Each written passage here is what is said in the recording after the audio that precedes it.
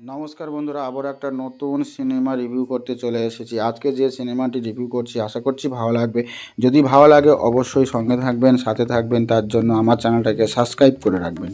জিৎ এবং রক্ষিণী মিত্রের অভিনীত বুমেরাং সিনেমাটি বাংলা সিনেমার ইন্ডাস্ট্রিতে একটি সায়েন্টিফিক বা ফ্রিকোয়েন্স বা ড্রামা নির্ভরশীল কাহিনী।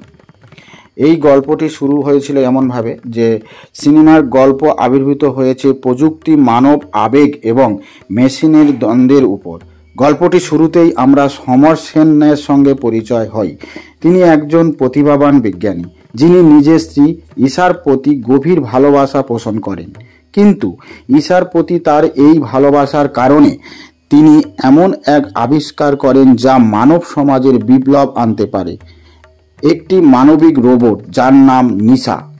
সমর সেন একজন উদ্ভাবনী বিজ্ঞানী যিনি এমন একটি রোবট তৈরি করে যে দেখতে তার স্ত্রীর মতো।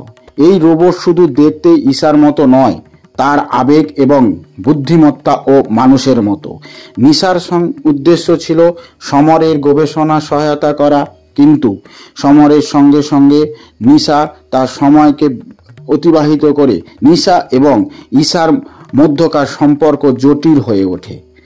এই নিশাকে বলতে শোনা যায়, তুমি আমাকে এত ভালোবাসো যে আমার মতো দেখতে একটি রোবট তৈরি করেছো, কিন্তু এই রোবট কি তোমাদের বা আমাদের সম্পর্ক জায়গাটা ছিন্ন করবে না তো?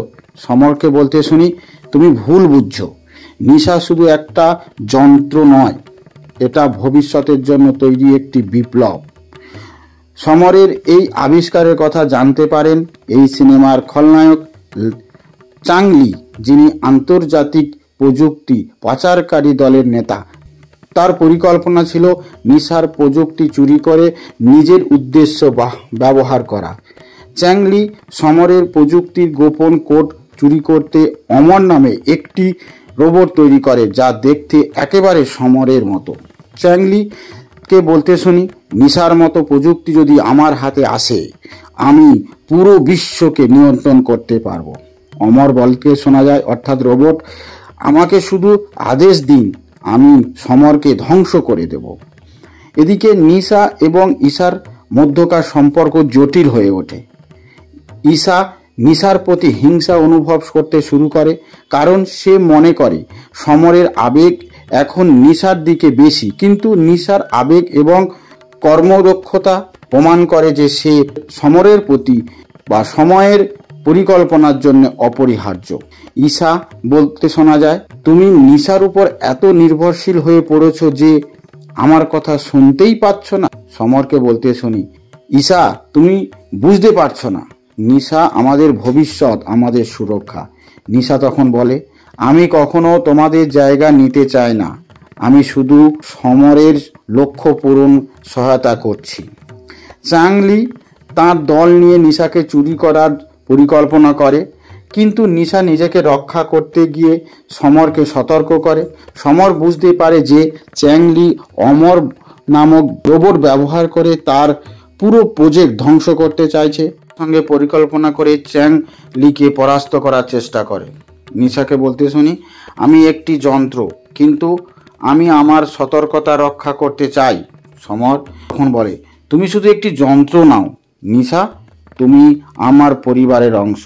চ্যাং লি তখন সেই কথা শুনে বলছে, তোমার আবেগের জন্য তুমি হেরে যাবে সমর। বিজ্ঞানরা কখনো আবেগকে বিশ্বাস করে না। শেষে নিশা নিজেকে উৎসর্গ করে অমর রোবট এবং চ্যাং লির দলকে ধ্বংস করে। নিশা এবং সমর তাদের সম্পর্কে পুনরায় নতুনভাবে বুঝতে শেখে। নিশার আত্মত্যাগ, প্রযুক্তি এবং মানবতার মধ্যে সংযোগ গুরুত্বপূর্ণ বার্তা দেয়।